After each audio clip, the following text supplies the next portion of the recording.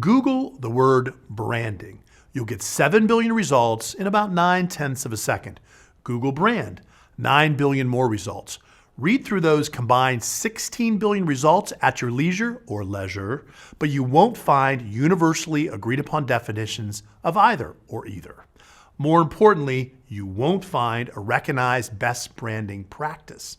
Why? Because there's no subject matter in business, not even close, that we write, discuss, and spend money on as frequently as we do brands and branding, with so little consensus about what it is we're actually talking about.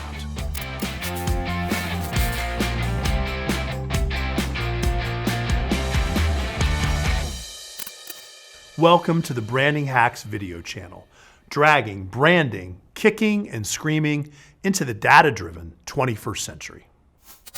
Practical insights. When it comes to branding, different is better than better. Deeply inspirational advice. Men of Sparta, position your brand for glory! Real-world thought leadership about brands and branding. True, a brand's economic value to its owners is derived from two interdependent sources: its value as a driver of sales and its value as a financial asset. I'm your host, Jeff Hedrich, and when I'm conflicted, I'm your host, plural. You are so pretentious. I'm pretentious? Data and digital technologies have revolutionized one-to-one marketing, but branding, creating marketplace belief in the superior value of your brand, is still mostly an old-school, opinion-driven practice. Still rooted in the 20th century of Madison Avenue's Mad Men. Can I get a refill here? No.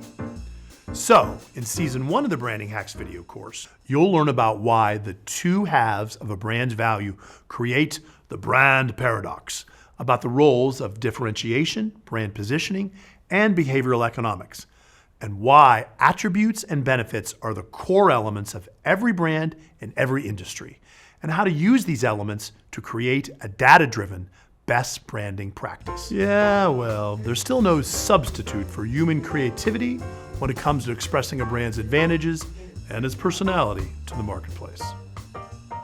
Actually, that is true. I'll cite big international brands as examples we can all relate to, but at its heart, Branding Hacks is about thought leadership and practical branding tips for the leaders of small to medium-sized businesses, from startups to $100 million plus companies, and for anyone who wants to understand why brand valuation is the missing metric in business ownership. So branding can and should be a repeatable business operation because, in the words of my man W. Edwards Deming, if you can't describe what you're doing as a process, you don't know what you're doing.